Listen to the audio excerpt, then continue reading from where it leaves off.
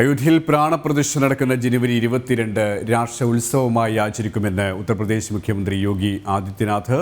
യുപിയിലെ എല്ലാ വിദ്യാഭ്യാസ സ്ഥാപനങ്ങൾക്കും അന്ന് അവധി പ്രഖ്യാപിച്ചു. ജനുവരി 22-ന് മദ്യനിരോധനം ഏർപ്പെടുത്തിയതായും യോഗി ആദിത്യനാഥ്. CPM ഭീകരസംഘം ഇന്ന് മമതാ ബാനർജി. ഭീകരസംഘടനയുമായി സഖ്യം പറ്റില്ല എന്ന് മമത ഇന്ത്യ മുന്നണിയെ പ്രതിരോധത്തിലാക്കി. മമതയുടെ പ്രസ്താവനകളുമായി ഡൽഹിയിൽ നിന്നും ഗൗതം ചേരുകയാണ്. Gautam, good morning. ഇവിടെ സൂചിപ്പിച്ചതുപോലെ തന്നെയാണ് ആ ഒരു പ്രാണപ്രതിഷ്ഠാ ചടങ്ങിനായി, അയോധ്യയിലെ ആ മഹോത്സവത്തിനായി രാജ്യം തന്നെ കാത്തിരിക്കുകയാണ്, എല്ലാ ഭാരതീയരും കാത്തിരിക്കുകയാണ്. അതിൻ്റെ ഒരുക്കങ്ങൾ എല്ലാം അവസാന ഘട്ടത്തിൽ തന്നെയാണോ?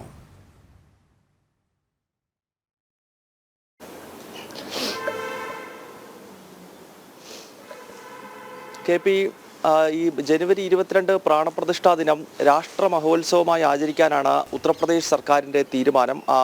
ഉത്തർപ്രദേശ് മുഖ്യമന്ത്രി യോഗി ആദിത്യനാഥ് കഴിഞ്ഞ ദിവസം അയോധ്യയിലെത്തി അവസാനഘട്ട ഒരുക്കങ്ങൾ നേരിട്ട് വിലയിരുത്തിയിരുന്നു. കൂടാതെ അയോധ്യ രാമജന്മഭൂമി തീർത്ഥക്ഷേത്ര ട്രസ്റ്റിൻ്റെ ചെയർമാനായിട്ടുള്ള മഹന്ത് നിത്യഗോപാൽ ദാസ്, അതോടൊപ്പം തന്നെ trust general secretary Champat Rai തുടങ്ങിയവരുമായി യോഗി ആദിത്യനാഥ് ചർച്ച നടത്തി. കൂടാതെ അയോധ്യയിലെ താൽക്കാലിക രാമക്ഷേത്ര അദ്ദേഹം പൂജയും നടത്തിയിരുന്നു. അതിനുശേഷമാണ് ഇപ്പോൾ വളരെ നിർണായകമായ ഒരു പ്രഖ്യാപനം UP സർക്കാരിന്റെ ഭാഗത്ത് നിന്ന്, യോഗിയുടെ ഭാഗത്ത് നിന്ന് ഉണ്ടായിരിക്കുന്നത്. ജനുവരി 22 UP സർക്കാർ രാഷ്ട്ര മഹോത്സവമായി ആചരിക്കുകയാണ്. ആ ദിവസം ഉത്തർപ്രദേശിലെ മുഴുവൻ സ്കൂളുകൾക്കും കോളേജുകൾക്കും എല്ലാ വിദ്യാഭ്യാസ സ്ഥാപനങ്ങൾക്കും അവധിയാണ്.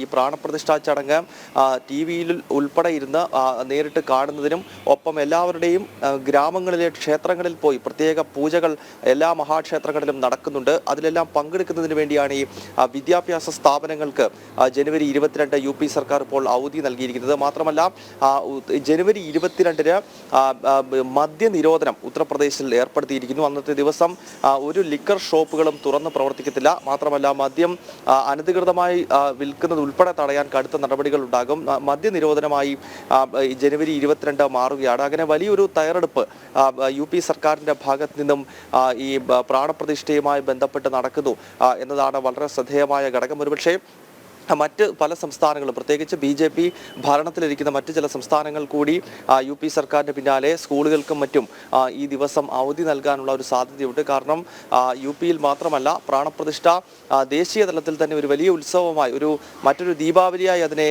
ഹൈന്ദവ സമൂഹവും ഭാരതീയ മനസ്സും കൊണ്ടാടുന്നു എന്ന കാര്യത്തിൽ യാതൊരു തർക്കവുമല്ല. ഈ ഒരു സാഹചര്യത്തിൽ മറ്റ് സംസ്ഥാനങ്ങൾ കൂടി ഇതിനെ ഒരു രാഷ്ട്ര മഹോത്സവമായി ഏറ്റെടുക്കാനുള്ള സാധ്യതയുണ്ട്. എന്തായാലും അതിന് തുടക്കം കുറിച്ചുകൊണ്ടാണ് യോഗി ആദിത്യനാഥ് ജനുവരി 22 ഉത്തർപ്രദേശ് സർക്കാർ രാഷ്ട്ര മഹോത്സവമായി ആചരിക്കും എന്ന് വ്യക്തമാക്കിയിരിക്കുന്നത്. ഈ വരുന്ന 16 മുതൽ 23-ാം തീയതി വരെ അയോധ്യയിൽ അമൃത മഹോത്സവം എന്ന പേരിൽ പ്രത്യേക പൊതുപരിപാടികൾ UP സർക്കാർ സംഘടിപ്പിക്കുന്നുണ്ട്. ഇത് കൂടാതെയാണ് സംസ്ഥാന വ്യാപകമായി അവധിയും മദ്യനിരോധനവും ഏർപ്പെടുത്തിക്കൊണ്ട് ഈ ഉത്സവം കൂടുതൽ ജനങ്ങളിലേക്ക് എത്തിക്കുന്നതിന് വേണ്ടിയുള്ള നീക്കവും UP ഗവൺമെന്റ് നടത്തുന്നത്. KP.